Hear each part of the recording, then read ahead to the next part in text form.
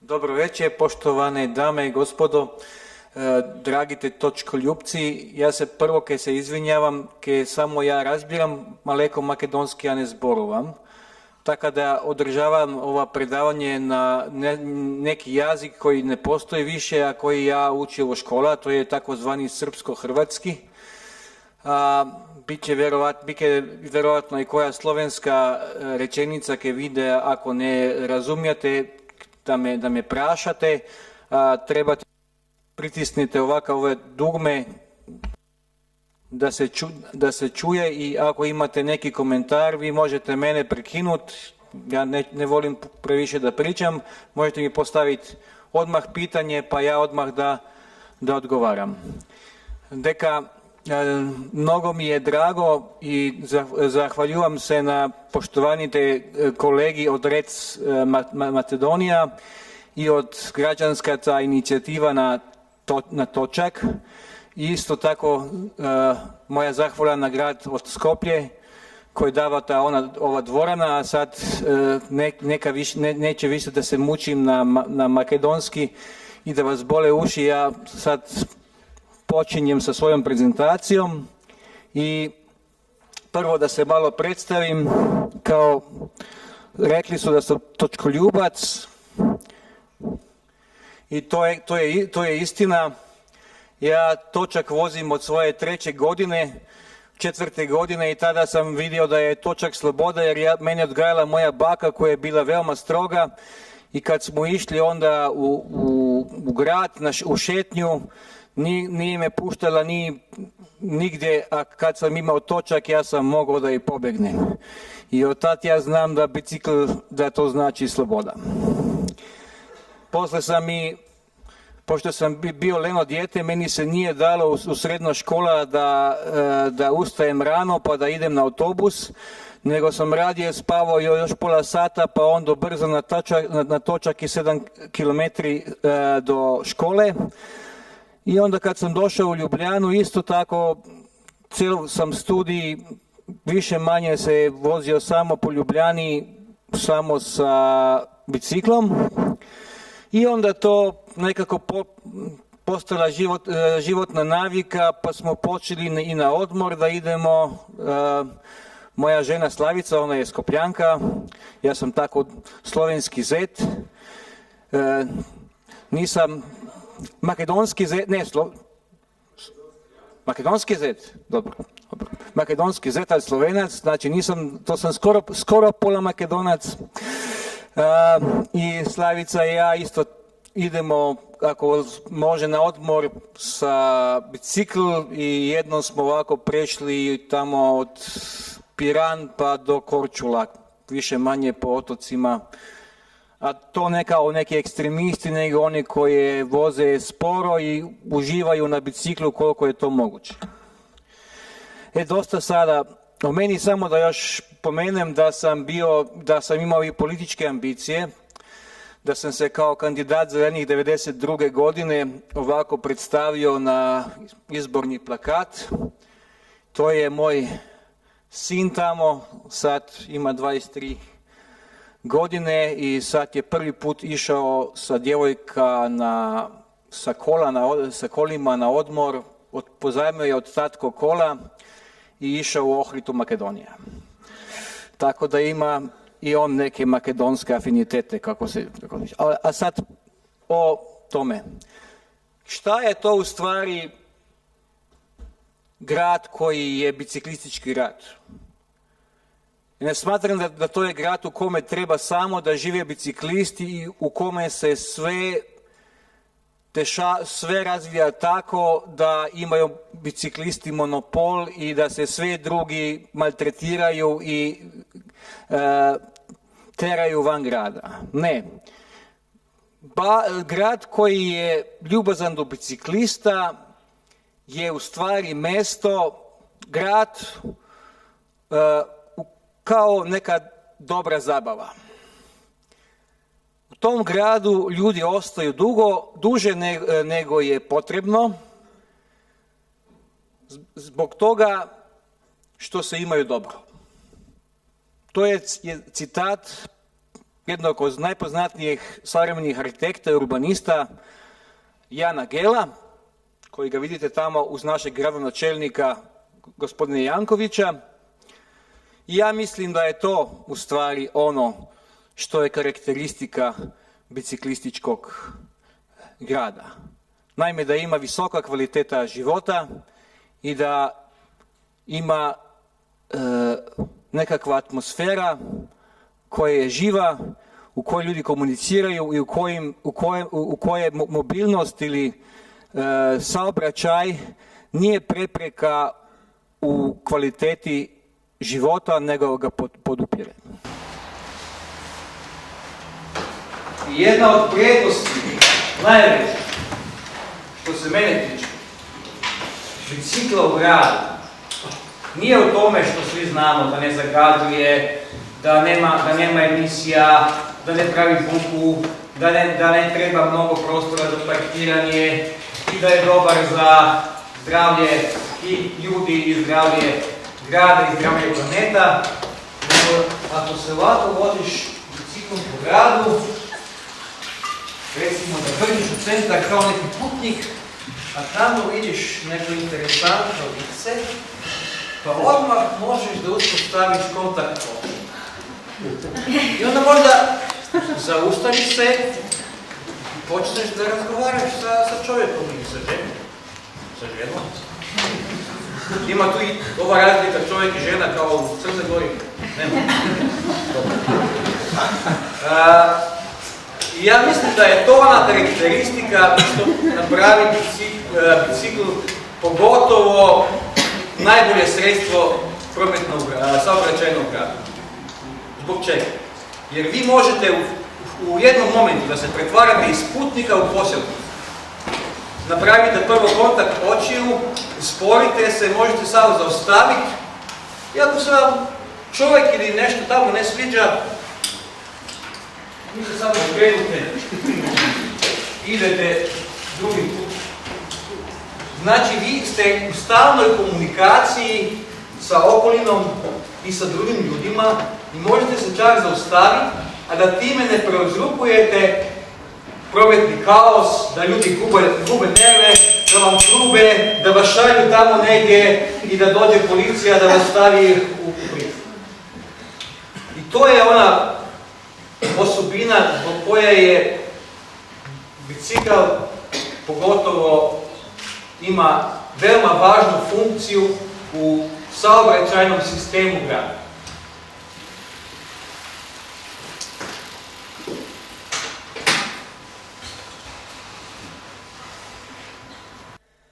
Evo sada da predstavim malo Ljubljanu, ne znam koliko od vas je već bilo u, gospodin Janković kaže, najlepšem gradu na svijetu. Ja vas u to neću ubedjivati, ali vam treba da kažem da vjerovatno imamo gradonačelnika sa najlepšim osmehom na svijetu.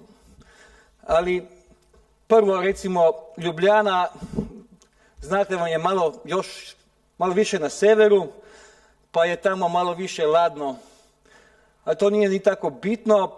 Što se tiče saobraćaja, najbitnije je recimo da Ljubljana ima oko 270.000 stanovnika, uz to nam u grad dolazi oko 40.000 studenata, ali da imamo registriranih vozila u gradu 150.000 i svaki nam radni dan dolazi u grad još oko prilike 120.000 vozila. Znači da je na svakog čovjeka dolazi jedna kola, pa je to za jedan grad koji je dosta kompaktan veliki problem, jer za razliku od Skoplja, koji je u urbanističkom smislu i arhitekturnom skoro sve moderni grad, sa širokim ulicama, širokim avenijama, veliko prostora, u Ljubljani je to sve više koncentrirano, pogotovo u centru grada, pa su uske ulice, malo mjesta za parkiranje, glavne ove arterije su vam samo na 4 vozne trake i samo su 4, pa ova navala vozila na grad ustvarila je potpunu blokadu saobraćaja i velike probleme, velike gubitke što se tiče gubljenog vremena, što se tiče produktivnih sati i tako dalje. A uz to Ljubljana je, osim onog brda tamo u centru gdje nam je naš grad, naše kale, više manje Ljubljana je sve na ravnom terenu. I recimo ovako iz centra grada ono što je žuto možete, ako biciklirate sa prosječnom brzinom 17 km na čas, za 5 minuta doći. Ono što vam je crveno za 10, a ono što vam je plavo za 15 minuta. Znači 2/3 grada može se u pola sata preći biciklom. Tako da i u tom smislu je, kao svi znate, bicikl je najbrže prevozno sredstvo na distancijama do 5 do 7 km ako se smatra od vrata do vrata. I u tom smislu bicikl je pogotovo privilegiran, ima poziciju što se tiče potencijala, jer zauzima malo mjesta, a brzo možeš s njim u stvari skoro cijeli grad da obuhvatiš. Neke osnovne podatke o biciklističkoj infrastrukturi, znači imamo 85 km biciklističkih staza, 81 km ovih biciklističkih pojasa ili na ulici ili na trotoarima. Imamo jednu biciklističku cestu od 5 km, a uz to imamo i oko grada prsten 33 km kao uspomenog puta koji se radio kao na uspomenu što su Italijani za vrijeme Drugog svjetskog rata Ljubljanu odali žicom i tamo sad imamo neko rekreativno cestu koju koriste i pešaci i trkači i biciklisti. To je mapa od biciklističke mreže u Ljubljani. Na prvi pogled izgleda dosta gusta i sami podaci što se kvantiteta tiče nisu loši, ali kad je u pitanju kvalitet ove mreže, to je već drugo pitanje. Ja ću danas predstaviti kako se sad stvari izboljšavaju, a to ne znači da nemaju u Ljubljani još puno problema i da ne treba puno napraviti da bude cijela ova mreža na nekoj kvalitetnoj razini neke Holandije ili Danske, jer danas u nekim dijelovima kad vozim po Skoplju, tako se osjećam kao da sam kod kuće. A u Ljubljani da se biciklizam razvija, vidi se po tome da bicikle sad ne upotrebljavaju samo neki bicikloljupci ili biciklističke fundamentaliste i da je to neka subkulturna manjina, jer sada imamo i policiju, i gradske redare, i poštare koji su prije vozili mopede, opet na biciklima. Neki ovi poštarski sa električkom podrškom. I to je zapravo još jedini bicikl koji se proizvodi, model bicikla koji se proizvodi u Sloveniji. Sve se više razvijaju i neke nove aktivnosti u centru grada, u peš-zoni koja se mnogo proširila, pa je sad to mjesto i za neke nove biznise, tako recimo tamo gore, evo samo da nađem gdje imam, a tuka, ova djevojka izgubila je posao, Kupila je ovaj bicikl koji je napravio jedan ljubljanski kipar, veoma umetnički, za 3000 eura i sada prodaje organske, znači ekološke supe u centru grada. Ovako ljudi sad i voze svoje najbolje prijatelje na biciklu. Isto tako se upotrebljava bicikl za razvoz blaga po centru grada, jer tamo vam je dostava kamionima ili kombijima veoma ograničena, samo do 9 ujutro. A tako vidite i ljudi za neke razne djelatnosti upotrebljavaju razne bicikle. Ljubljana ima poneki put mnogo snega, a u posljednjim godinama sve se više vozi ljudi zimi biciklom, naravno puno manje nego ljeti, i konačno su barem neki delovi biciklističke infrastrukture i očišćeni od strane naših komunalnih službi. Ima puno novih dobrih praksi, recimo to je jedno raskrišće, prvo u kojima mogu biciklisti direktno prečkati cestu, a ne da idu ovako u pentlju naokolo.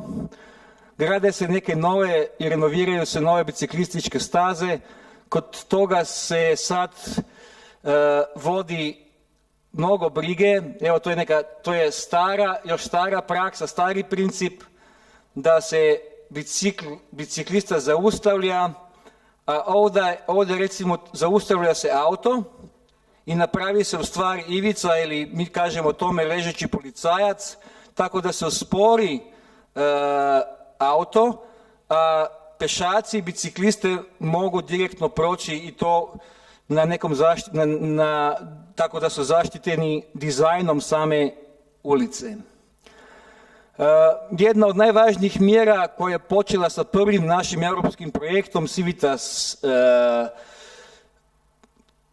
Mobilis 2004. godine je da su se postavile ovakva stojala na koje se može sigurno kako se kaže, zaključat bicikl, i sad ih ima više od 10.000 u centru grada, što je mnogo spriječilo problem krađe bicikla.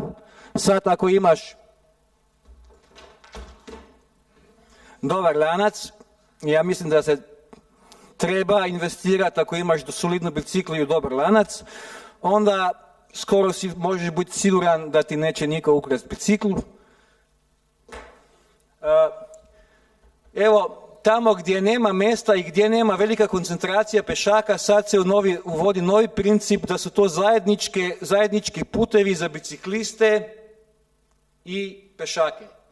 To vam je novi put u zoološki vrt, a na ovim recimo ulicama koji su preuske da bi se napravile prave biciklističke trake, to je takozvana pomoćna biciklistička traka, gdje znači da ako nema biciklista, može auto se poslužiti cijelim voznom trakom, ali kad imaju biciklisti, to onda naravno auto ne smije da pređe, da vozi po tome dijelu gdje je rezervirano za bicikliste.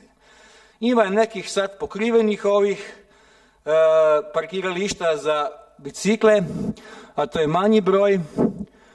To je recimo prvi takozvani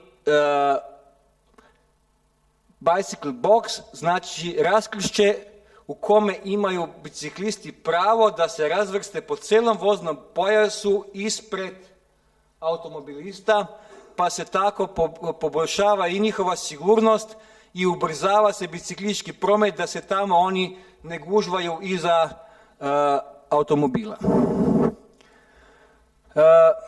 To su i neke sad nove inovacije, da se ovako obeležava biciklistička traka. Znači, Ljubljana je grad u kojima, kao i u ostalim gradovima, posle ovih društvenih promjena početku 90. godina broj je vozila veoma brzo, veoma porastao, ali Ljubljana ima i dugu biciklističku tradiciju. Prvo biciklističko društvo u Ljubljani, koje su ustanovili Njemci, bilo je ustanovljeno pred 126 godina. A Slovenci smo onda sljedeće godine već imali svoje. I tako recimo da između dva svjetska rata pogotovo bio je bicikl ono prometno sredstvo u gradu koje je bilo najmasovnije i tek tamo početkom 60. godina počeo je njegov upad. I sada recimo to je jedna ulica u centru grada kako je izgledala recimo pred 100 godina, pred 20 godina i kako izgleda danas. Tako da možemo reći da u nekom smislu imamo ovaj back to the future efekt. To su sada ciljevi nove nove saobraćajne politike Ljubljane. Znači sada 67% ljudi, 67% svih puteva u gradu obavi se autom, samo 13 javnim prevozom, a pešaci i biciklisti zajedno imaju oko 20%. 2015. godine to bi trebalo izgledati ovako, 2020. otprilike svaki po trećina od koga se očekiva da bude udio biciklističkog prometa oko 20%.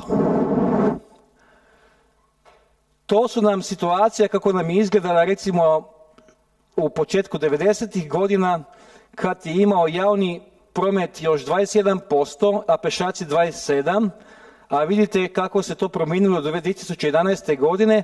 Samo je interesantno da u stvari je udeo bicikla ostao cijelo vrijeme isti i sad posljednjih godina to se penja. To recimo je neka tipička situacija u centru grada, traffic jam koji traje sad skoro cijeli dan, samo tamo negdje u noćnim satima to prestane. Situacija je bila za bicikliste od 90-ih dalje sve teža i teža. Bukvalno su bile sve biciklističke staze i pojasi zaparkirani automobilima. I kad se radile neke nove biciklističke staze, vidite, napravili su nam takozvani rodeo i kažu tamo ako neka žena ima problem da se porađa, to je samo treba da ide na bicikl i vozi se 5 minuta po ovoj ulici, dete odmah stiže. Zabranili su na glavnoj aveniji u gradu, u centru grada, zabranilo se vožnja biciklom, tako i po nekim drugim, na novo sagrađenim ulicama bila je zabrana da se vozi biciklom, tako da se počelo u stvari marginalizirati biciklizam i tako recimo je naša biciklistička infrastruktura ili bila veoma loša, ili blokirana kolima, ili je ovako odjednom nestala, pa nisi znao više kud sa biciklom. Ja mislim da vam je to dosta poznato, da imate vi ova iskustva. I to se nešto od toga se još nastavlja i danas, recimo to su ovi tipični ivičnjaci koji su iza mene sad kad sam vozio po Skopju jedan od najvećih, ali i onih problema koji se može sa malo dobre volje i sa malo cementa ili malo asfalta veoma brzo riješiti.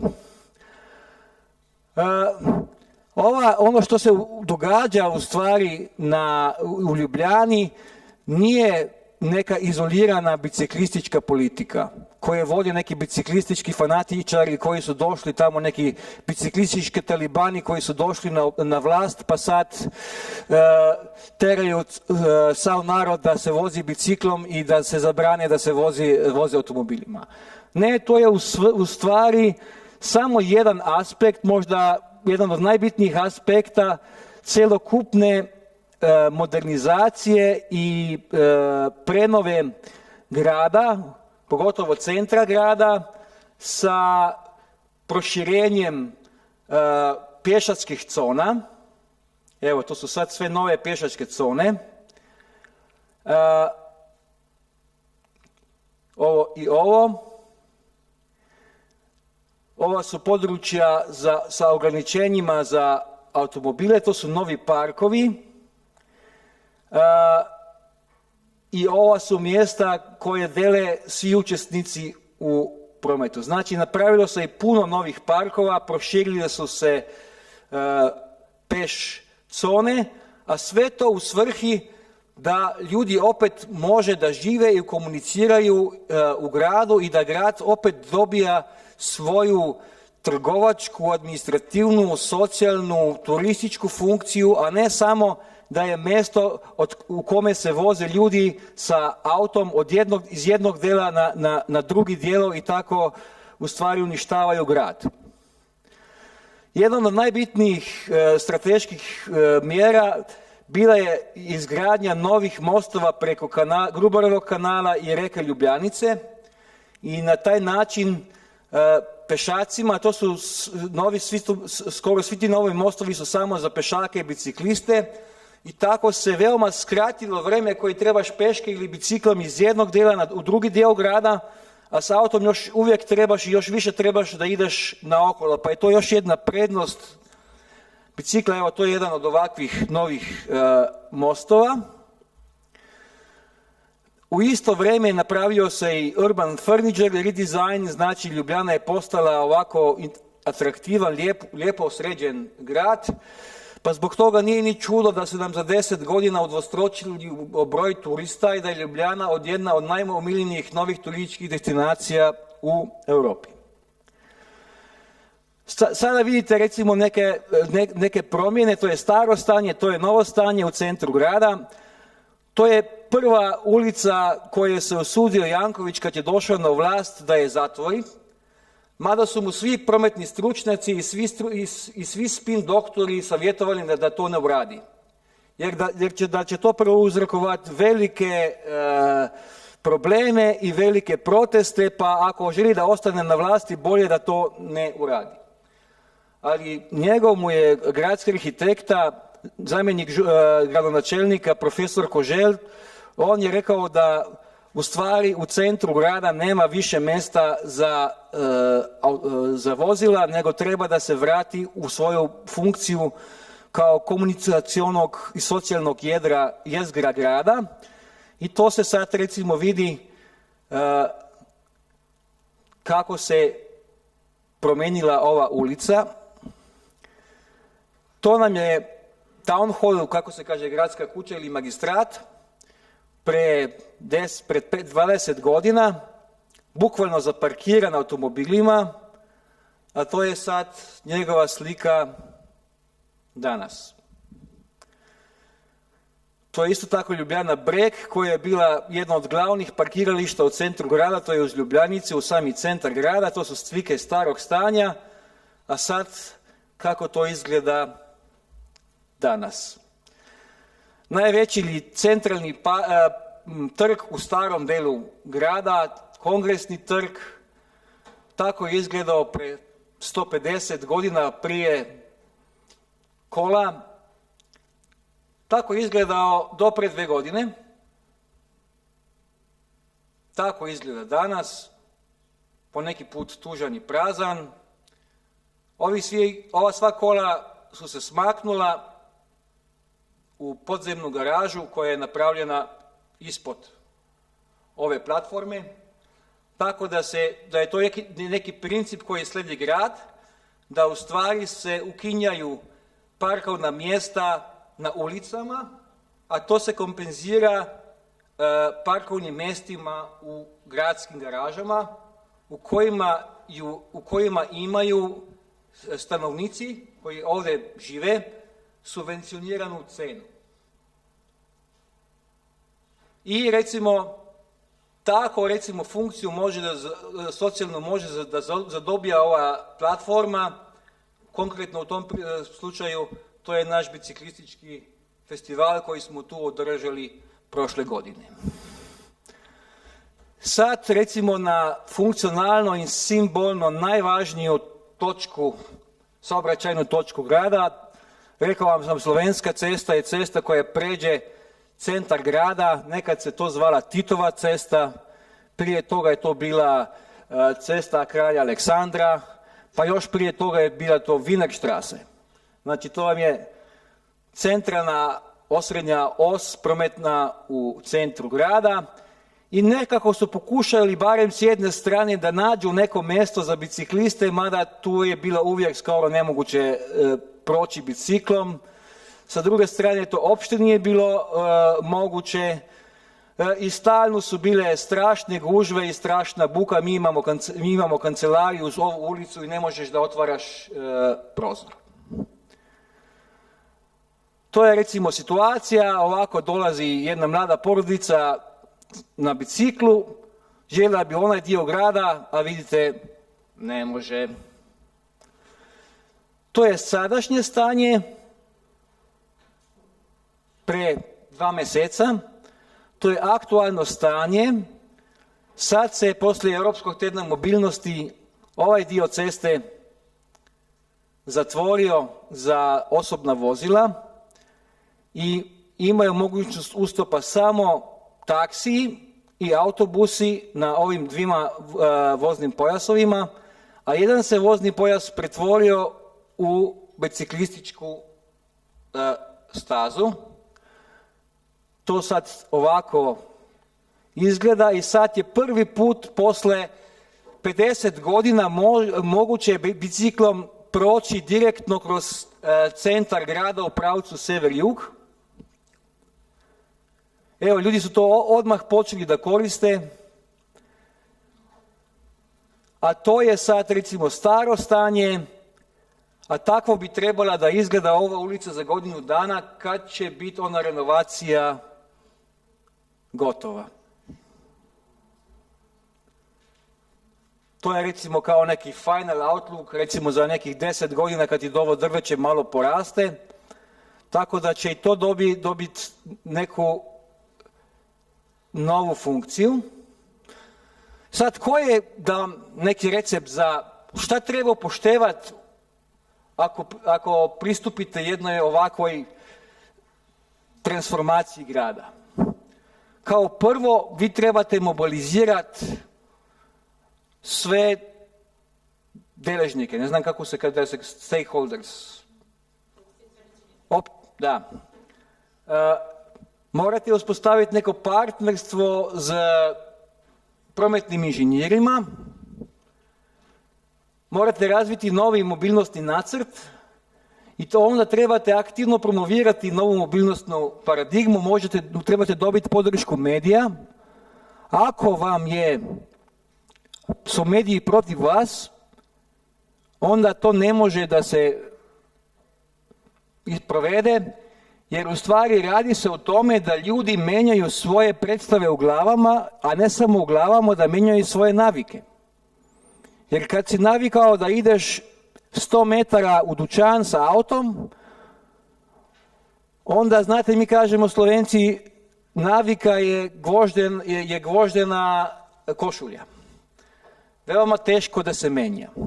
I to je jedan proces koji treba aktivnu podršku građana i aktivnu podršku nekih grupa građana i naravno treba je unaprijediti biciklističku infrastrukturu, a ne samo infrastrukturu i biciklističku kulturu. I u tom procesu jednu veoma važnu ulogu igrala je organizacija koje sam ja bio i uz one koji su je ustanovili i u kojoj sam u izvršnom odboru. To je Ljubljanska kolesarska mreža i mi smo počeli 1999. kad smo se ustanovili da pravimo, da identificiramo sve opasne točke na infrastrukturi u gradu i da napravimo jedan spisak gdje se tačno zna kad je bilo to napravljeno. Onda je ovdje procjena opasnosti, procjena mogućnosti procjena stanja komforta za bicikliste i procjena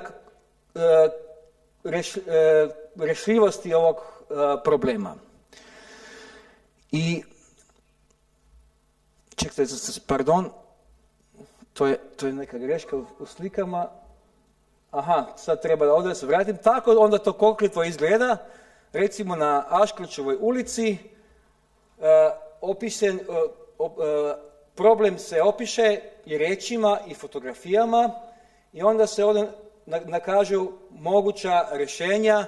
Sada imamo i neke mlade ljudi koji mogu i napraviti grafički dizajn kako bi trebala neka nova situacija, na rješenje da izgleda. I ovdje je to točno identificirano gdje u gradu se to nalazi. I to je Ljubljanska kolesarska mreža radila 5 godina i onda je napravila jednu debelu knjigu i odnela to gradonačelnika, u stvari tad je bila to gradonačelnica, gospođa Viktorija Potočnik, i onda je trajalo otprilike 5 godina da su nam iz grada podali i neki odgovor. Ali isplatilo se jer sad polako se ova mjesta rješavaju. Drugo što je bilo važno, da mobiliziramo bicikliste. Znači da imamo kao neku kritičku masu ljudi koji sa svojim tijelima i sa svojim riječima i sa svojom prisutnošću pokaže da da postoji biciklisti u ovom gradu i da nisu nevidljivi. To je naš veliki vođa Samo Kuščer, koji nas je sa svojom energijom okupio i vodio u ovim teškim borbama. On je bio stvarno pravi fajter, on je uvijek vozio biciklu posredi ceste i nije dao ni jednom da ga pređe. Recimo, naravno, trebalo je pritegnuti i pozornost medija, a to ne možeš ako samostalno imaš neke parade biciklističke na ulicama, nego tu smo ispred magistrata, ovdje nije bilo zvanično parkirno mjesto. Nije bilo naznačeno, ali nije bilo ni zabranjeno. Pa je Samo Kuščer ovako uzeo malo boje, to su vam kola od naše tadašnje gradonačelnice i on je ovako njoj i svim ovim diplomatima i visokim činovnicima zarisao da ima tu kao parkirno mjesto. I to je snimila televizija i po nekom čudu sljedećeg dana sva ova parkirna mjesta bila su prazna.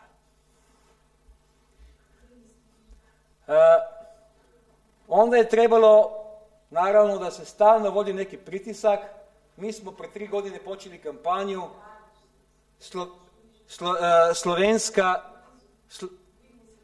Slovenska je tudi, evo vidite koji je šef u našoj kući. Slovenska je tudi naša, znači Slovenska ulica pripada isto i nama i tako smo se ukupili na više ovih biciklističkih parada, imali smo i ovako neke brošure i tako dalje. I onda smo nastavili pod novim gradonačelnikom i to je njegov zamjenik, gospodin Janez Koželj, arhitekta, koji je u stvari motor svih ovih promjena u Ljubljani, da nastavljamo s ovim akcijama, ali u nekom drugom oblici.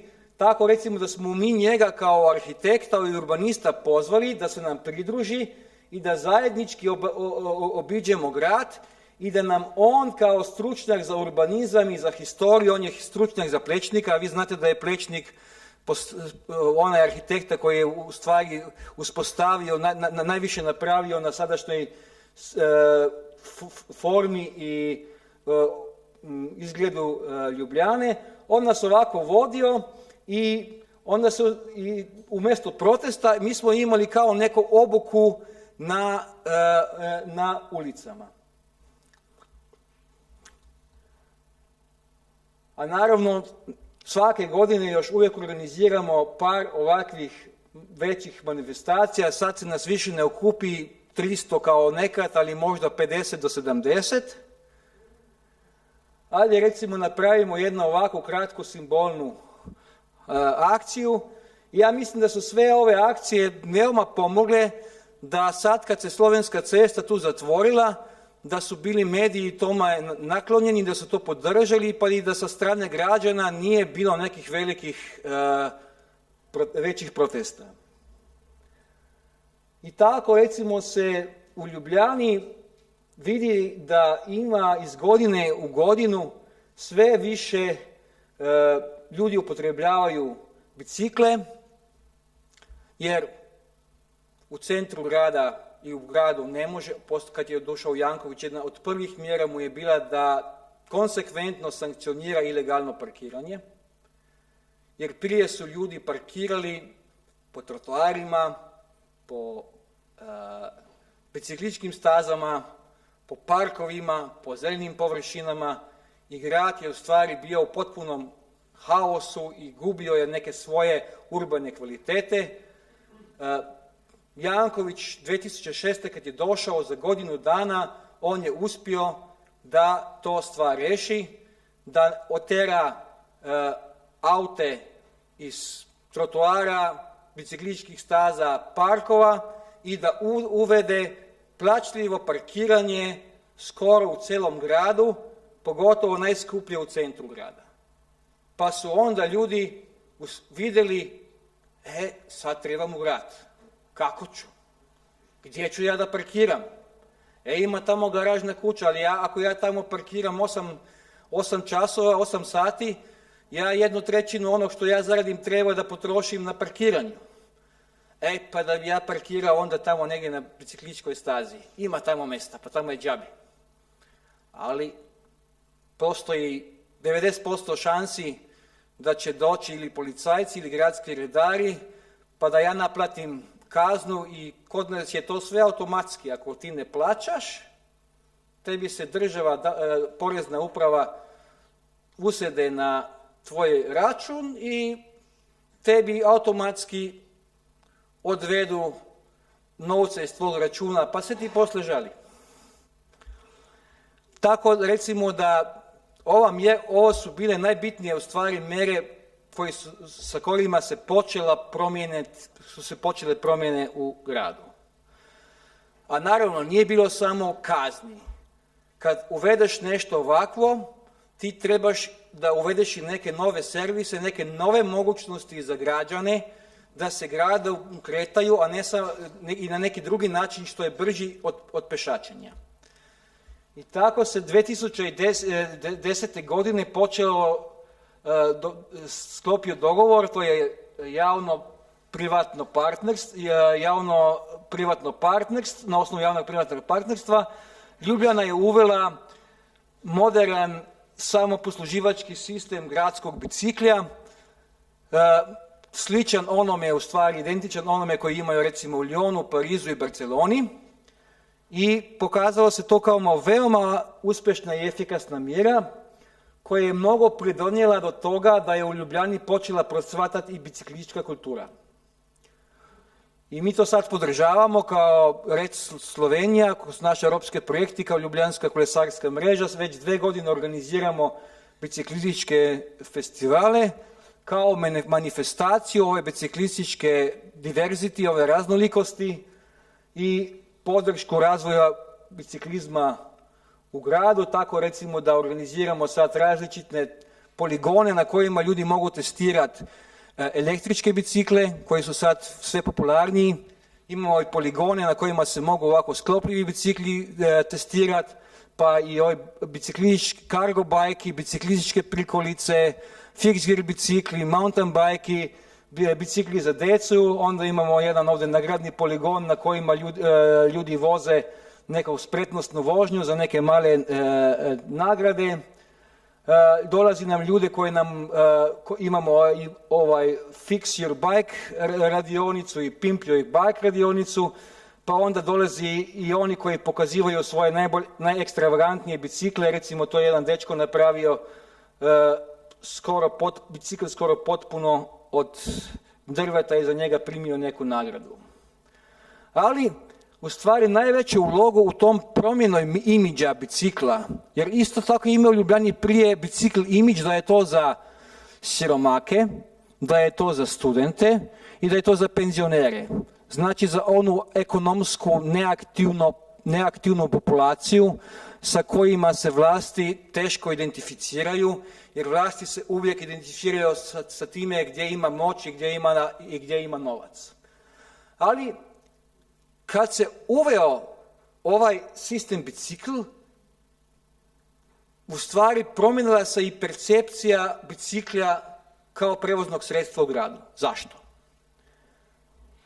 Evo, prvo zbog toga što se pokazalo da je to veoma efikasan servis za građane i sad ako znate da u Ljubljani ima 270.000 ljudi, 50.000, znači skoro svaki peti, je registriran u ovaj sistem i posluživa se ovih bicikla.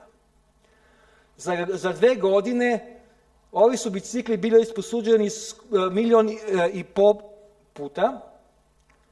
U prosjeku ima skoro 2000 upotreba po danu, a rekord vam je bio 4000 dnevno. I to na nekom sistemu koji ima 30 automatskih stanica i 300 bicikla. I prosječna upotreba je 21 minut, a prvi vam je čas vožnje besplatan. Znači 98% svih upotreba je besplaćno. I svaki se bicikl skoro 7 puta dnevno upotrebljava. To je filozofija tog sistema gdje vam je tajna. Prvo, veoma kvalitetan produkt. Ne samo da su to robustni bicikli koji se malo kvare, a koji su dovoljno dobri za Ljubljanu, nego to vam je potpuni i informacijski servis. Ja mogu, kad sam na vlaku, ja mogu kao registrirani upotrebljač sistema, ja si mogu preko pametnog telefona rezervirati neki bicikl na nekoj stanici i kad ja dođem tamo mene bicikl čeka. Ja ga mogu onda odati u bilo kojoj od 31 stanice, ako je neka slučajno puna, ja tamo na terminalu ili na telefonu dobijem obavijest ili vidim gdje je najbliže ona u kojoj mogu odati bicikl. A u stvari su vam distancije između ovih stanica od 300 do 400 metara. Tako da pokazalo se da su bili pravilno pozicionirani, jer su se pozicionirali u centru grada gdje su se proširile zone za pješake i gdje se promijenilo i prometni režim, tako da ima sad tu puno ulica, jednosmjernih ulica, a sada smo promijenili režim tako da se može voziti sa biciklom i u suprotnom pravcu. I ovdje ima i mnogo zona, ako nisu to zone za pješake, to su zone sa ograničenom brzinom saobraćaja na 30 km maksimalno na čas i ako je to ono rečenje, onda bicikl može se lako integrirati u normalni saobraćaj. I treće, veoma dobra komunikacija. Evo, to je sad o samom produktu, znači ne radi se samo o biciklu, radi se i kao prevoznom sredstvu, nego se radi o terminalima, o elektronskom sistemu komunikacije i informacije i u stvari vam je to sad neki potpuni servis.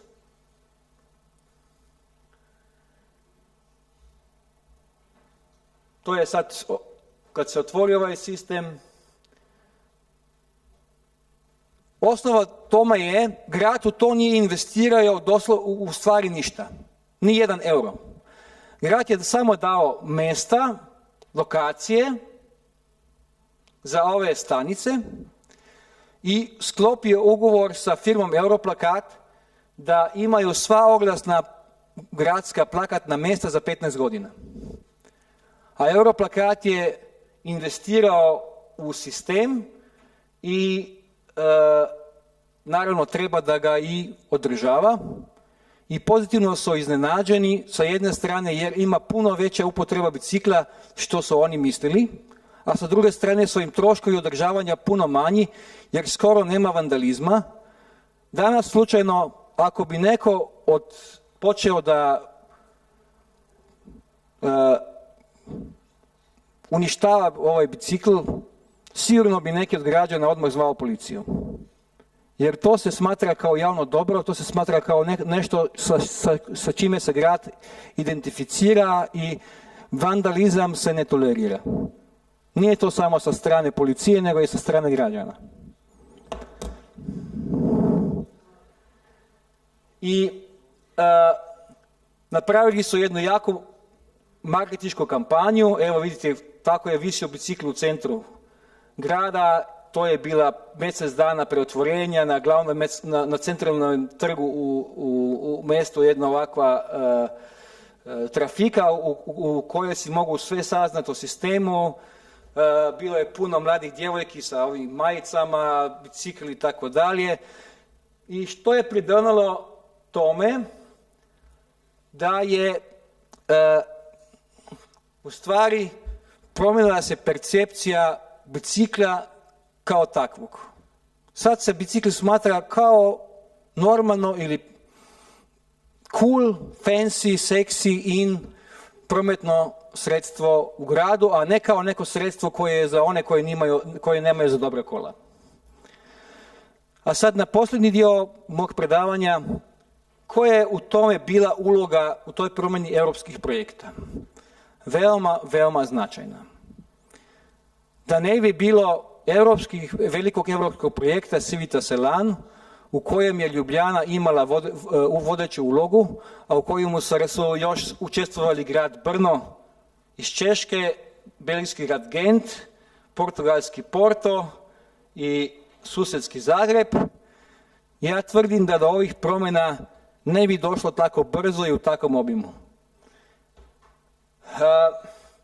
Pogotovo što je prvi put na razini grada sudjelovalo u jednom projektu toliko različitih partnera koji su se zavezali da postignu one ciljeve koji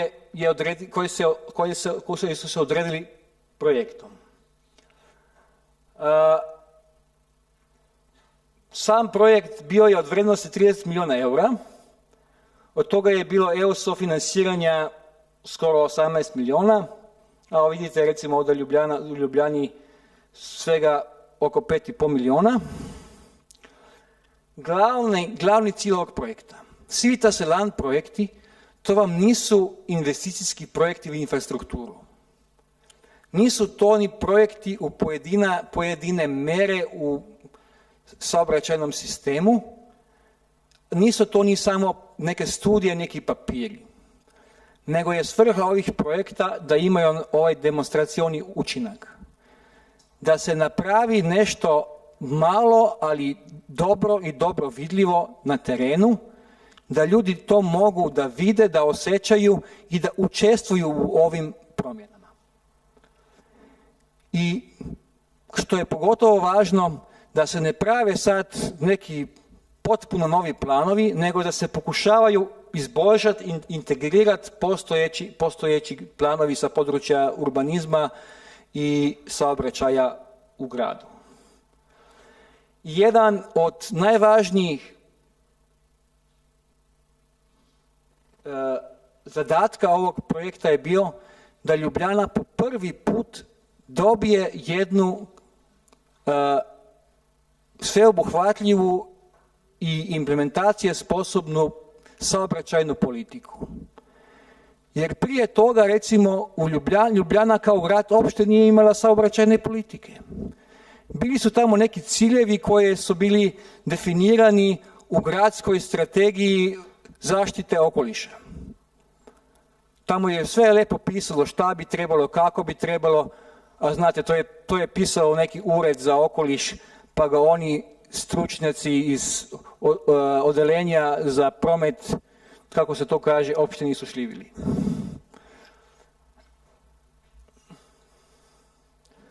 Koje su bile one najvažnije mjere ili ukrepi koje bi se trebali provesti? Prvo, da se uspostavi jedan koridor za brz i udoban javni transport na relaciji sever-jug u gradu, da se uspostavi online sistem informiranja o prihodima i othodima autobusnih linija na autobusnim stanicama, na displejima i na internetu i na pametnim telefonima, da se testiraju hibridni autobusi i uvede autobusi na metan u flotu gradskih autobusa, da se napravi studija o takozvanom congestion charge, ne znam kako bi se to prevelo na zgušćivačkoj taksi, znači da se uvode ove mjere da se u centar grada treba, ako želiš sa autom da trebaš da naplatiš i da ova naplata zavisi od toga kakve su ekološke karakteristike tvog vozila.